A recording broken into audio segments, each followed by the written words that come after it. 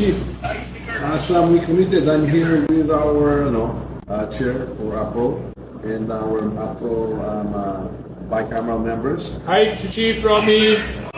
Please kindly convey to the entire AFP, to our men and women in uniform, that as we committed, that the subsistence daily allowance from 150 to 350 has not only been affirmed, but has been approved and it's being signed right now, and we will ratify the bicameral report this afternoon. So please tell them that whatever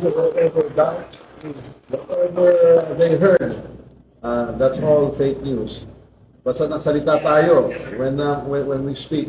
I as the speaker and the House, when we speak, we mean it and we will always deliver. You are top priority, sir. Please tell the men and women in the AFP, top priority po kayo, and we are fully committed to support all of you and to keep your morale high and to always take care of you. Please convey that. Ha? Mabuhay ang AFP. Mabuhay kayo lahat. Okay.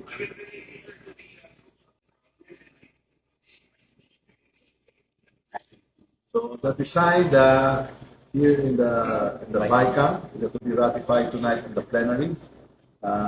We will ratify the budget on Wednesday, and the president will sign it into law.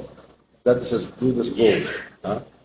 So I just wanted to allay any fears that there was anything other than what we had committed in some balance to you and to the troops.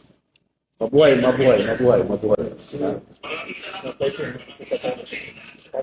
We look forward to our fellowship on the 13th. Aguinaldo. Okay. Mabuhay. Merry Christmas to all. Thank you. Yes. More will be coming. We'll be looking for more ways to support the troops. Assure them.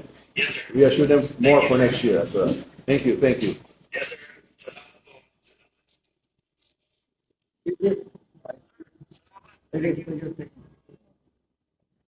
Ay, maliliit alateris to. Hindi to ubas. Alateris. Ubas ng alateris matamis, oh. Isang subuan lang yan, guys. Almusal. Tamis pongkan. Ito mo, ayaw mo lang maliit o malaki.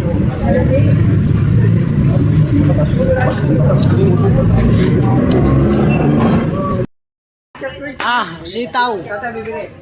Pongkan, rep. Manggang hinog. Ito lang hanap buhay ni Lods. Mandaan. Mandaan yan? Ay guys, like and share naman, like. Paka-share na lang. Paka-suporta sa video. Maraming paninda.